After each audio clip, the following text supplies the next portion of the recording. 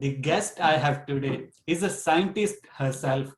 She is a neuroscientist and has a PhD with a background in neurobiology and neuroimaging.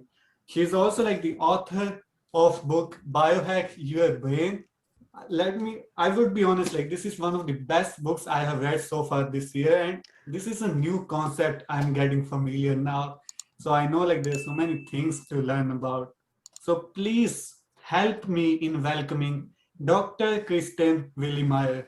Dr. Kristen, thank you so much for coming on the show.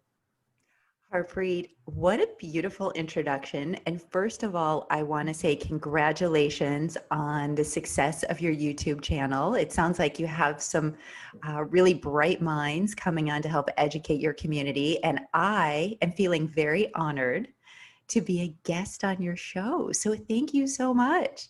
No, thank you so much. Like I'm really grateful because this is a new thing, and I would be honest, like this is first time I'm getting familiar with this concept, and I know like there are so many viewers like me who doesn't know like how we can biohack like our body, our brain, Mhm. like slow down our aging process. Like there's so many things to learn about from you today. Well, I feel really honored to be here, number one. And number two, the fact that you're thinking about taking care of your brain health at a young age is so important. If I did not have 2 decades of knowledge being in this field, I wouldn't know it either because we don't we have a loved one with Alzheimer's or Parkinson's or somebody who has epilepsy or a brain tumor. But for the most part, we probably spend the first 4 or 5 decades of our life just going about our business. And it isn't until we get into our sixth, seventh, and eighth decade of life where all of a sudden the brain becomes really important. So I appreciate being able to be here and share some things that we can do now, whether we're in our 20s, 30s, and 40s, or if you have listeners who are in their 80s or 90s and want to really still live and have great health span and lifespan.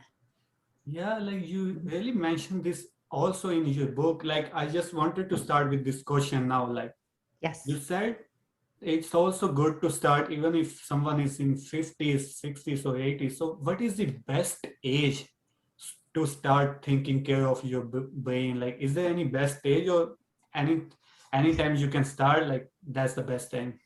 You start now. I would say start yesterday, but that already happened.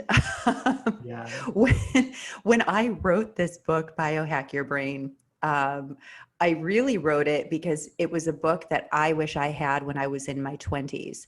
You know, the brain is going through this incredible sort of maturation process from before birth all the way until you reach about your mid 20s to 30s. That's when the brain becomes fully formed. You have all of the neural architecture there.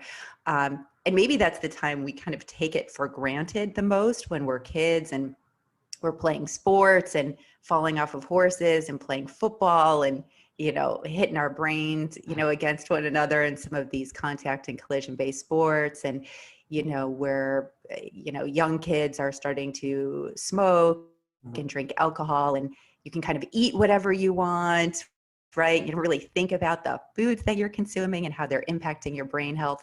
So I think we spend a lot of our youth not really consciously Uh, aware of how our choices are impacting our brain function. It takes somebody who, I mean, I'm a neuroscientist, but I've spent the last decade in a brain imaging center looking, what I would say, under the hood, and really seeing what's going on in people's brains at various ages and trying to understand, okay, what are the things that we can do to help repair, restore, or optimize our brain health? And that's really why the book came to fruition. It came to mm, fruition because I was impressed by the ability of some of the very simple dietary and lifestyle modifications that we can do every single day that can help improve blood flow to the brain, help stabilize the neural connections. And really, when people are struggling with psychiatric issues, which many people are, coming out of this global pandemic where we're all very stressed, and that can exacerbate anxiety, depression, ADHD, post-traumatic stress, all of that impacts our brain. And there are things that we can do to help mitigate those symptoms. And when we do that, we feel happier, but it's also better for our long-term brain function. So